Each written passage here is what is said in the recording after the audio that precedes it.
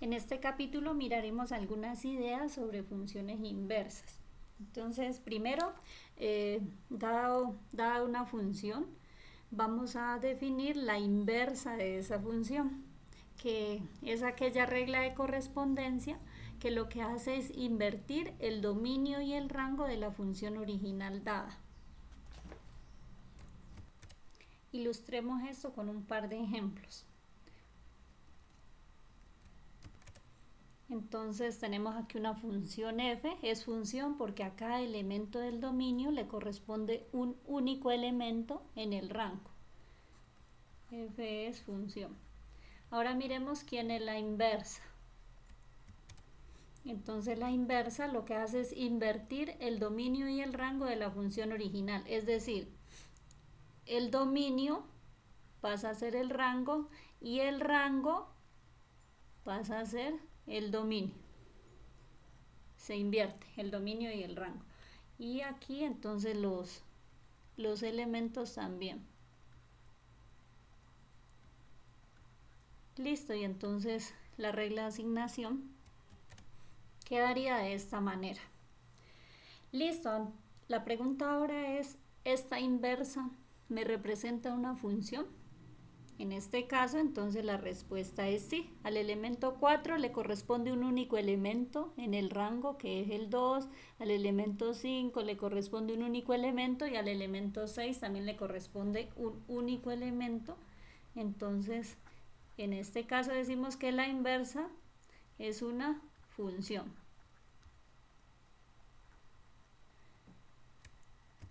Ahora miremos un segundo ejemplo.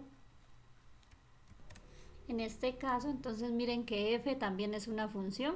Al elemento 1 le corresponde un único elemento en el rango, al elemento 2 le corresponde un único elemento y al elemento 3 también le corresponde un único elemento en el rango y. En este caso, entonces, f es función. Miremos ahora la inversa. Nuevamente, la inversa invierte el rango de la función original, pasa a ser el dominio y el dominio de la función original pasa a ser el rango. Y nos quedaría entonces de esta manera, la inversa. Pero en este caso noten que la inversa ya no es una función. Al elemento 5 del dominio le corresponde un único elemento en el rango, que es el 1. Pero al elemento 4 del dominio de la inversa, al elemento 4 ya no le corresponde un único elemento en el rango, sino que le corresponden dos elementos distintos. En este caso, entonces, esta inversa no está cumpliendo con la definición de función.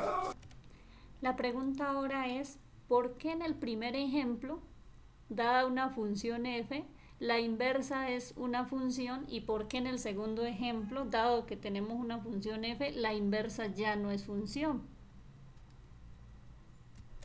¿Qué condiciones debe cumplir la función f para que la inversa sea función? Esa es la pregunta que queremos mirar.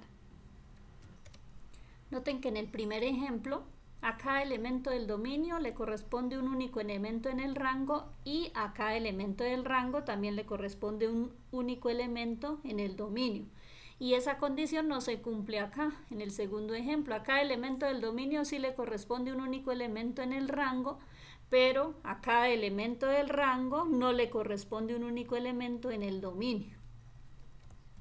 Entonces, las funciones que cumplen esa condición, que a cada elemento del dominio le corresponda un único elemento en el rango y viceversa, esas funciones se conocen como funciones inyectivas o uno a uno. Uno del dominio con uno del rango y uno del rango con uno del dominio. Y con esto entonces ya podemos dar la definición de lo que es una función inversa. La función inversa, que se denota así, f a la menos 1. Y recuerden que la función inversa invierte el dominio y el rango de la función original. El dominio de la función original pasa a ser el rango y el rango de la función original pasa a ser el dominio. Entonces la función inversa es aquella función que satisface las siguientes dos condiciones. La primera condición es que f evaluado en la inversa, en la función inversa, tiene que ser igual a x. Aquí es como si la función es como si se cancelara con su inversa a la hora de hacer la composición y nos quedara solamente la variable independiente. Y la segunda condición es que la función inversa evaluada en f de x también nos da x. Es como si se cancelara la inversa con la función inversa con la función original, es como si se cancelaran y solamente nos queda la variable independiente x. Y esto es todo.